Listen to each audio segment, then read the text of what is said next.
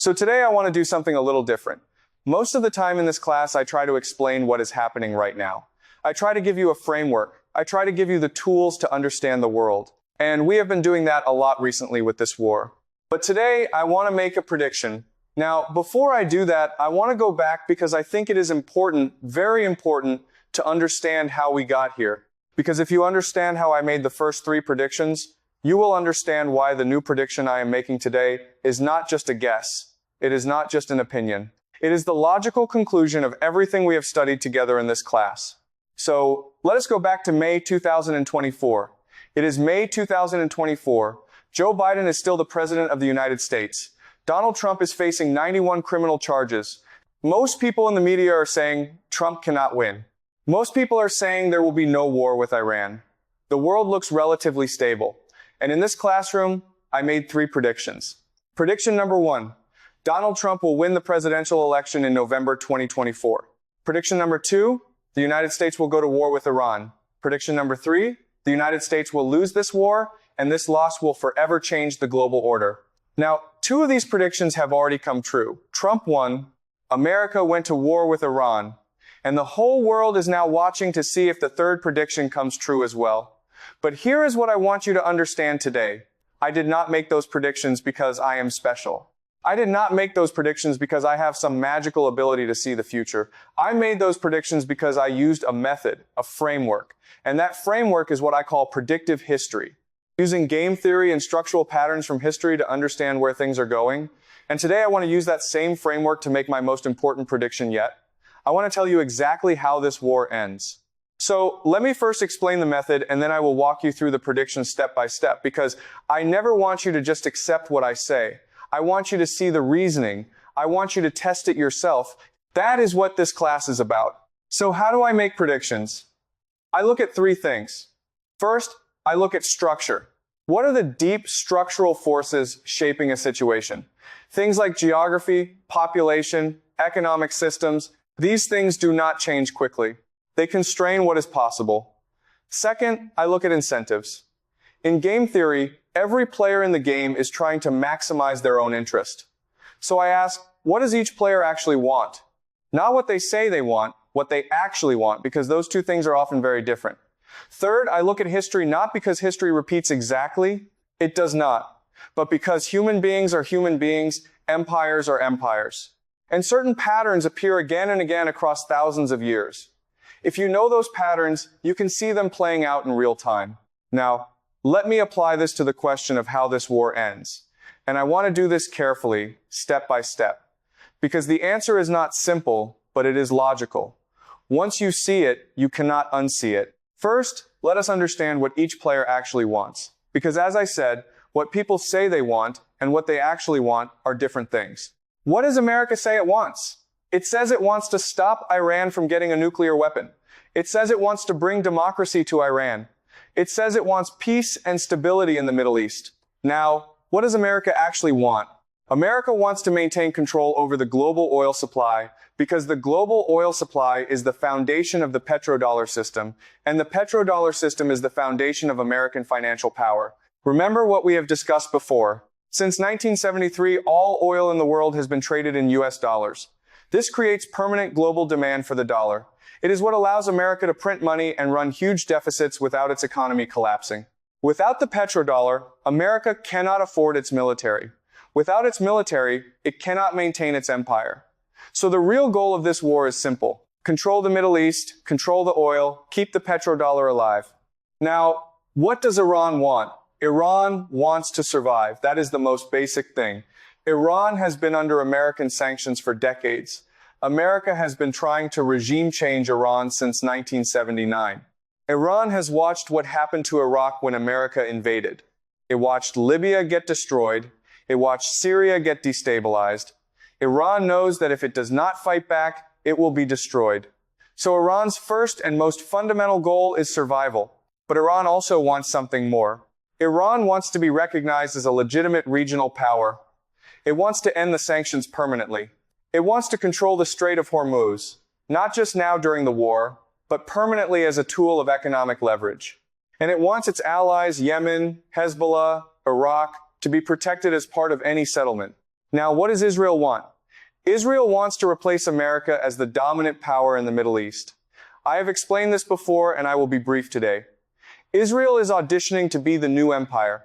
It is showing the global elite, the finance class, the asset managers, the people who actually run the global system, that it is willing to fight.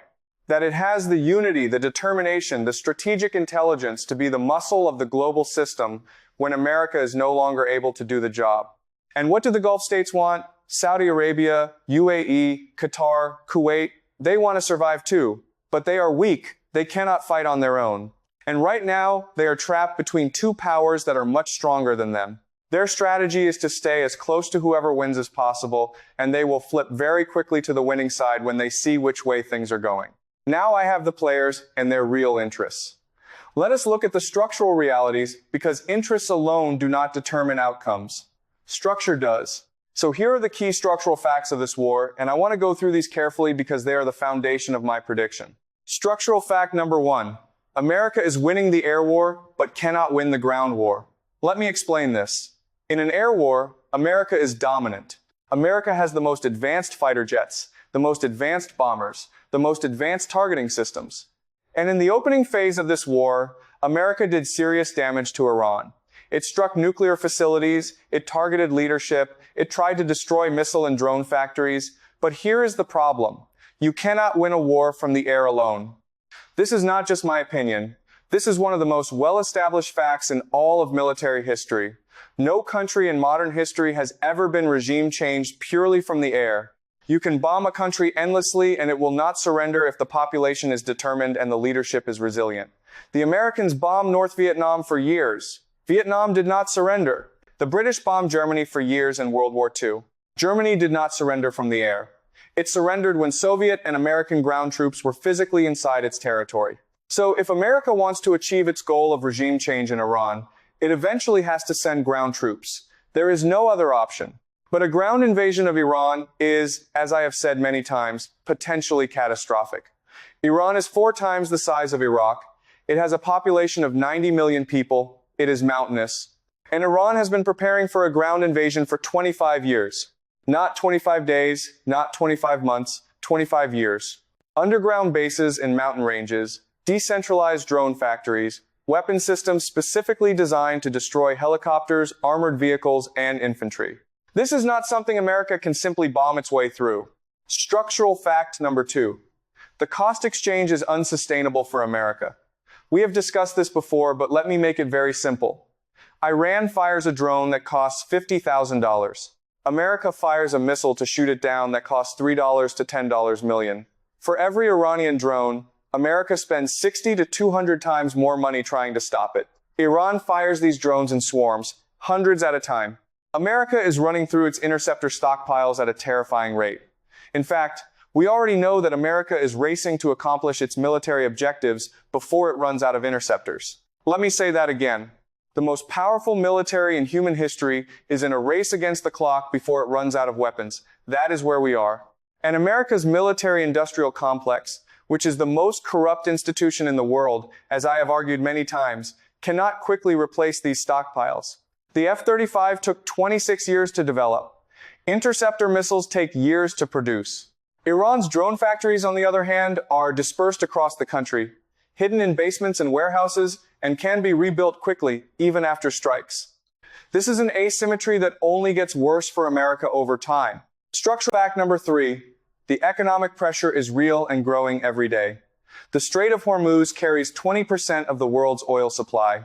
Iran is effectively controlling it right now. This is not just a military issue. This is an economic weapon pointed directly at the global economy. And now Yemen has entered the war and is threatening the Red Sea, which carries another 12 to 15% of global trade. Think about what happens when both of these choke points are disrupted at the same time. Oil goes to $150 to $200 a barrel. Fertilizer becomes scarce. Food prices rise globally and a global recession begins. This creates political pressure inside America that no president can resist because ordinary Americans are already asking, why are we fighting this war? Why are gas prices going up? Why is my grocery bill going up? And the answer is this: war. Structural fact number 4. American political will is fragile and declining. Only about 40% of Americans support this war right now. That number will go down, not up, as casualties increase and economic pain grows. America is not a nation that accepts casualties. We saw this in Vietnam. We saw this in Iraq. We saw this in Afghanistan. Every time America gets into a long, expensive, painful war with no clear victory in sight, the political will collapses. And with it, the ability to fund and sustain the war collapses too. Iran knows this. Iran has studied American psychology very carefully. For 20 years, Iran has been analyzing American political behavior. It knows that the American public has a pain threshold, and Iran's entire strategy is built around pushing America past that threshold. So now I have the structure. I have the players and their interests, and I have the key constraints. Now let me give you the prediction. I believe this war ends in one of two ways. And which way it ends depends on one critical question. Does America send ground troops into Iran or not? Let me explain both scenarios. Scenario 1. America does not send ground troops. It keeps this an air war. In this scenario, America continues bombing Iran from the air. Iran continues firing drones and missiles. The war goes on for months, possibly years. America depletes its interceptor stockpiles. The cost keeps rising. The political pressure at home keeps building. Oil prices stay elevated. The global economy suffers. And eventually, and this is the key word, eventually, America looks for an exit, a face-saving way out.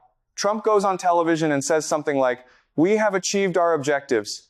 We have significantly degraded Iran's military capabilities.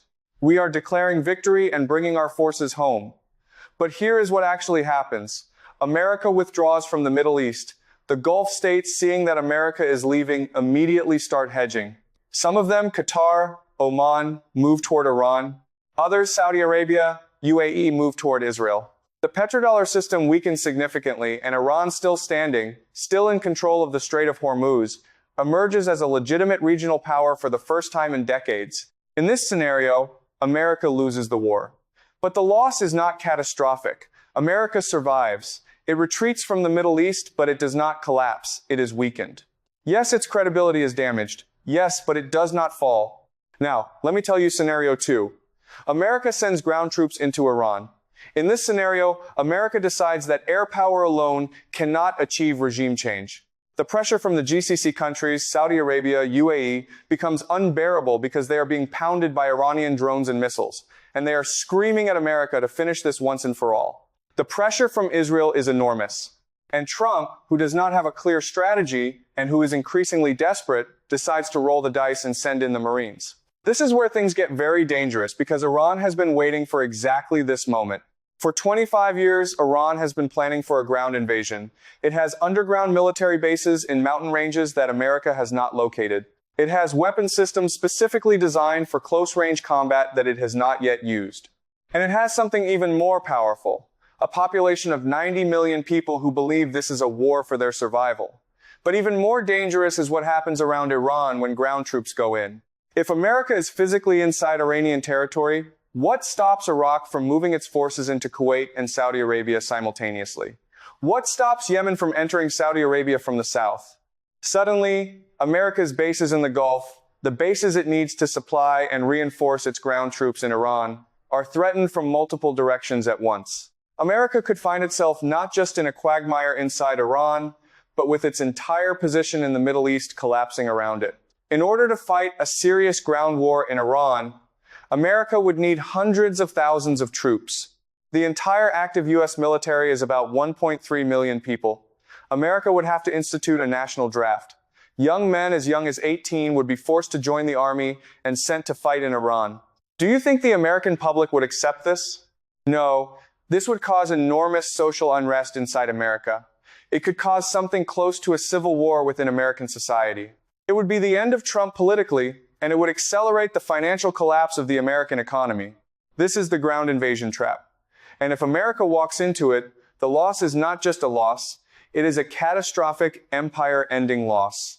So these are the two scenarios: an air war that ends in a managed American retreat, or a ground war that ends in American catastrophe. Now, here are my 3 specific predictions for how this war ends based on these 2 scenarios and the structural analysis I have just walked you through. Prediction 1, there will be no ground invasion of Iran. I know many people are saying ground troops are coming. I know the Marines are heading to the region, but I do not believe a full ground invasion of Iran will happen, and here is why. The people around Trump, the smart ones, the ones who actually understand the military situation, they know what a ground invasion of Iran means. They know it means a draft. They know it means years of war. They know it means the end of Trump's political career and possibly American financial stability. The pressure against a ground invasion inside the American government is enormous. Now, there may be small operations, there may be special forces operations, there may be attempts to take an island in the Strait of Hormuz. But a full-scale ground invasion of Iran, I do not believe it will happen. The cost is simply too high. And even Trump, for all his impulsiveness, will eventually be told clearly and firmly that going in on the ground is the end of everything. Prediction 2. This war ends with America withdrawing from the Middle East within 12 to 24 months. Here is how it happens. The economic pressure builds. Oil prices stay high. The American stock market suffers. The political opposition to the war inside America grows. Trump's approval ratings drop. And at some point, China, Russia, and India, the three great powers that are not directly in this war, will make it very clear to Trump that the world cannot sustain this disruption. They will tell him privately, firmly, that it is time to stop. And Trump, who cares deeply about the economy and about his legacy, will find a way to declare victory and leave. This is not unlike what happened in Vietnam. America did not lose Vietnam on the battlefield in a single decisive battle. America lost Vietnam because the cost in money, in soldiers, in political will, in global reputation became unsustainable, and eventually a president had to find a way to walk away. That is what will happen here. Prediction 3. After America leaves, the Middle East will be reorganized around two regional powers, Iran and Israel. This is the most important long-term prediction. When America withdraws from the Middle East, the vacuum does not stay empty. Two powers will fill it. Iran on one side controlling the Strait of Hormuz and the eastern part of the Middle East with Russia and China as its economic partners. Israel on the other side with its technological superiority, its intelligence capabilities, its deep connections to global finance controlling the western part of the Middle East and the India-Middle East-Europe trade corridor. And here is the part that will surprise most people. Iran and Israel, despite being ideological enemies today, will eventually find a way to coexist. Not as friends, never as friends, but as two strong regional powers that understand each other's strength and choose to focus on the weak rather than fight each other endlessly. The GCC countries, Saudi Arabia, UAE, Qatar, Kuwait, will be split between them. Some will align with Iran, some with Israel, and the Middle East will settle into a new multipolar order. This is what I meant when I said in 2024 that this war will forever change the global order. Because when America leaves the Middle East, it does not just lose a region, it loses the petrodollar. And when it loses the petrodollar, it loses the financial foundation of its entire empire. Now, let me address the three big questions that everyone is asking. Question 1. Will nuclear weapons be used? I am 100% confident that nuclear weapons will not be used in this war. I want to be very clear about this. Nukes are the ultimate taboo in international politics. America used them at the end of World War II on Hiroshima and Nagasaki. And since then, no country has used nuclear weapons in warfare. Not once in nearly 80 years. This taboo is one of the most powerful norms in human civilization, because everyone understands what breaking it means. It means the end of all the rules. It means every country that does not have nuclear weapons will immediately try to get them. It means we are one step away from a nuclear apocalypse. Israel will not use nuclear weapons, America will not use nuclear weapons, and if I am wrong, well, we will all be dead and it will not matter. But I am not wrong. No nuclear weapons. Question 2. Will Trump negotiate a deal with Iran directly? No. And here is why. Iran will not negotiate with America directly right now. Not because Iran is being stubborn, but because Iran has a very logical reason not to. Every time Iran has negotiated with America in the past, America has broken the agreement. The nuclear deal, the JCPOA, America signed it, and then Trump tore it up. America has shown again and again that it cannot be trusted to honor agreements with Iran. So from Iran's perspective, what is the point of negotiating? You negotiate, you reach a deal, America breaks it in 6 months, and then you are worse off than before because you have given something away. Iran's position is very clear. The facts on the ground have to change first. America has to actually leave. American bases have to actually close. Only then will there be a real durable settlement, because then Iran does not need a piece of paper from America. The reality itself protects Iran. Question 3. How long will this take? This is the hardest question. Empires move slowly. America has enormous resources. It can drag this on for years if it chooses to. But the economic pressure is real, and it is building every day. My best estimate is that within 12 to 24 months, America will be looking seriously for an exit. And within 2 to 3 years, the broad outlines of the new Middle Eastern order will be clear. But here is the honest truth. I cannot give you an exact date. Nobody can. What I can tell you is the direction. And the direction is this. America is leaving the Middle East, Iran is rising, the petrodollar is dying, and the world is becoming multipolar faster than anyone in Washington is willing to admit. Let me bring this all together with one final thought. In 2024, I made 3 predictions when nobody believed them. Everyone thought Trump would lose. Everyone thought there would be no war. Everyone thought America was invincible. I did not make those predictions because I was brave. I made them because the structure of the situation made them logical. Trump winning was the logical outcome of American political dysfunction. The war with Iran was the logical outcome of America's desperate attempt to maintain its petrodollar empire. And America losing is the logical outcome of fighting a war it cannot sustain against an enemy it consistently underestimates in a region it can no longer afford to control. The Athens that launched the Sicilian expedition in 415 BC was the most powerful city-state in Greece. It sent its best ships, its best generals, its best soldiers to conquer Sicily. And the expedition was a complete disaster. Athens never recovered. Its empire declined, and eventually Athens fell, not because it was attacked from outside, but because it overextended itself, because hubris, arrogance, led it into a trap it could not escape. America is in that trap right now. The question is not whether America will lose this war. Based on my analysis that is already happening, the question is how quickly America recognizes this, how quickly it finds an exit, and how much damage it does to itself and to the world before it accepts the reality. And the prediction I am making today is this. America will find its exit. It will be painful, it will be humiliating, but America will survive. It will retreat, not collapse. And the world that emerges from this war will be fundamentally different from the world that existed before it. More multipolar, more balanced, more dangerous in some ways, but also, and I believe this deeply, more honest, because a world in which one empire controls everything is not a stable world. It is a world waiting for the moment when that empire makes its fatal mistake. America made its fatal mistake, and history, as always, does not forgive those who ignore its lessons. That is my analysis for today. That is my prediction. Remember, this is not prophecy. This is game theory and structural history. It might be wrong. I might be wrong. And if I am wrong, we will come back and analyze why. Because that is what predictive history is about. Not being right all the time, but thinking carefully, questioning our assumptions, and following the logic wherever it leads.